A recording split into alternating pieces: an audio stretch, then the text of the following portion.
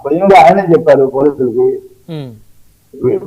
కోర్టులో కూడా చాలా సార్లు ఈ ప్రస్తావన చెప్పడం జరిగింది. మమ్మల్ని ఇబ్బంది పెడుతున్నారు, ఆ సంబంధం లేని దాంట్లో వీళ్ళంతా కూడా ఏదో రోజు కొత్తగా వాళ్ళడం, దాన్ని ఇంకోటి దాన్ని చేసుకుంటూ నన్ను ప్రత్యేకంగా టార్గెట్ చేసి, ఎందుకంటే చంద్రబాబు నాయుడు మొదటిసారిగా పోటీ చేసినకి రెండోసారి ఓడించిన ఏదైతే నియోజకవర్గం ఉందో ఆ నియోజకవర్గం వారి ఇంతకుముందు అతను ఎదుర్కోలేమనేటటువంటి భయం కలగడం ఆ పార్టీలో. ఇప్పుడు ఓకే, ఇక మిషన్లో కావాలా, ఇది ఎలా జరిగినది అది ఇంకొక చర్చ.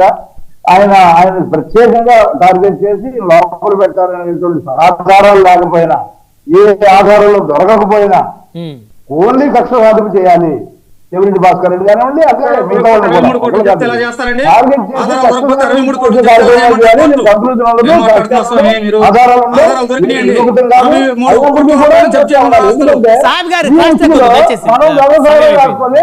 దొంగసారాలు రాసుకొని ఏదైతే బెల్ట్ షాపులు తర్వాత వీళ్ళు అమ్ముకున్న షాపు ఏదైతే ఎమ్మెల్యేలు దారాదత్తం చేశారు కదా, బెల్ట్ షాపు లక్షట, షాపుకి ఏమని 10 లక్షలట, దాంట్లో 30%, 40%, 50% వాటా, లేదంటే వాళ్ళు నల్లరికి కప్పం కట్టడం. కేవలం వీళ్ళు దోచుకోవడానికి మాత్రమే ఈ లెక్కల బిజినెస్ ని. గవర్నమెంట్ షాపులు ఉన్న ఇవాళ ఏం చేశారు, గవర్నమెంట్ ఉద్యోగులు పెట్టడం పరిస్థితి నుంచి ఇవాళ ప్రతి ఇంటికి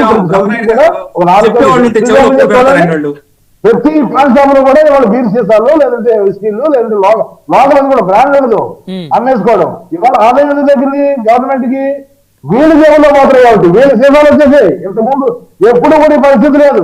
వీళ్ళు ఆరోపణ చేయడం తప్ప ఎప్పుడు ఇంతకుముందు పరిస్థితి లేదు. అప్పుడు బయట కనబడేది కాదు. ఇదంతా కూడా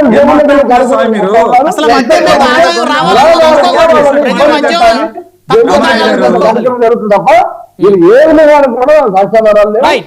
సాధింపు దుర్మార్గం. అంటే జైల్లో ఆయన మీద ఏమన్నా దాడులు లాంటి ఏమైనా జరుగుతున్నాయా? 3rd డిగ్రీ లాంటిది ఆయన జరుగుతుందా? రఘురామకృష్ణరాజు గారి గతంలో జరిగినట్టు ఏమైనా జరుగుతుందా? జైల్లో దాడులు అనేటటువంటి మాట నేను చెప్పడానికి, ఎందుకంటే ఆయన చెప్పాలి, ఆయన మాట్లాడాల్సిన పరిస్థితి. నేను మాట్లాడే అంతా నేను తీసుకునే కార్యక్రమం, ఎందుకంటే నాకు ప్రత్యక్ష చూసింది లేదు, నేను అక్కడ వెళ్ళింది లేదు. సహజంగా నేను ఒకసారి వెళ్ళి ములాఖతులు కలిసాను,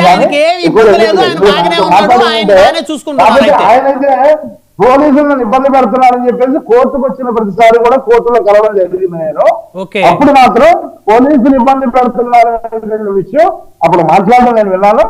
అప్పుడు కోర్టులో కూడా ఏదైతే వరండాలో ఉన్నారో అప్పుడు కూడా వీళ్ళు దురుసుగా ప్రవర్తించడం, వీళ్ళు చూడడానికి ఎవరైనా వస్తే వాళ్ళ మీద వాళ్ళ ఫోన్ నెంబర్లు తీసుకోవడం, వాళ్ళ వీడియోలు తీసుకోవడం. ఎంతమంది తీసుకుంటారు? నియోజకవర్గం నుంచి లక్షల మంది ఆయనకి అభిమానులు ఉన్నారు. ఇప్పుడు నియోజకవర్గంలో సగం వేసుకుందాం పోనీ అనుకుందాం, 3 లక్షలు అనుకోండి జనాభా, 150 మంది ఏదో మా వాళ్ళు ఉంటారు కదా, ఆయన అభిమానులు ఉంటారు కదా, 150, 2 లక్షలు. వాళ్ళు ఎవరైనా వస్తే వాళ్ళ ఫోటోలు తీసుకోవడం, వాళ్ళకి ఫోన్ చేయడం, వాళ్ళు ఇబ్బంది పెట్టడం, వాళ్ళ ఆధార్ కార్డు తీసుకోవడం. ఎక్కడైనా చూసేస్తాం మనం. ఆ విషయం ప్రస్తావించాడు ఆయన. నేనున్నా ఆ సమస్యలో ప్రస్తావించాడు ఆయన. సీరియస్ అయిన సందర్భం కూడా కలవడానికి వస్తే దురుసుగా ప్రవర్తించడం, తోసేయడం, దూరంగా దగ్గర రానవ్వకపోవడం, ఇవన్నీ వ్యవహారం చూస్తే మరి ప్రత్యేకంగా ఆయన చెప్పాలి. అవన్నీ ప్రత్యేకంగా ఆయన చెప్పాలి. ఆయన అయితే ఇబ్బంది పడతా ఉన్నాడు, ఆయన అయితే ఇబ్బంది పెడతా ఉన్నారు, ప్రభుత్వం ఇబ్బంది పెడతా ఉంది మాటికి. ఓకే, మర్రాం సురేష్ గారు. బ్రహ్మనాయుడు గారు, ఇప్పుడు ఇందాక 2 విషయాలు నేను ఓవర్లాప్ అయ్యాను. నేను యాక్చువల్గా అంబటి రాంబాబు గారు, పవన్